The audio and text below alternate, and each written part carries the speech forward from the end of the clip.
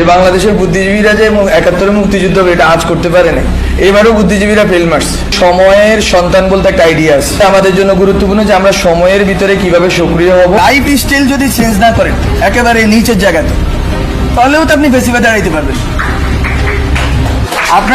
আপনার লাইফ স্টাইলের ভিতরেও বেসিজম আছে, ফলত আপনারা উপরি কাঠামো থেকে বেসিজম দূর করবেন, সংবিধান সভা বানাবেন, অনেক কিছু করবেন, কিন্তু জনগণ ব্যক্তিটা কোথায় আছে?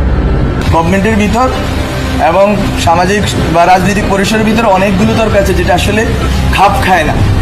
এই খাপ খাওয়ার জায়গাটা তৈরি করতে হবে যাতে আমরা সেম পেজে থাকি এবং বাংলাদেশ রাষ্ট্র নিয়ে আমাদের যে স্বপ্নটা আছে স্বপ্নটা একটু বড় করে দেখতে হবে। কেন আমরা সভ্যতা রাষ্ট্রের কথা বলতেছি? যতদিন আপনি বাংলাদেশ রাষ্ট্রের ভিতরে থাকবেন বিজেপি এনএসএ আপনাকেই মারবে। আর যদি আপনি মনে করেন বাংলাদেশ রাষ্ট্রকে আপনি গ্লোবালে দাঁড় করাবেন,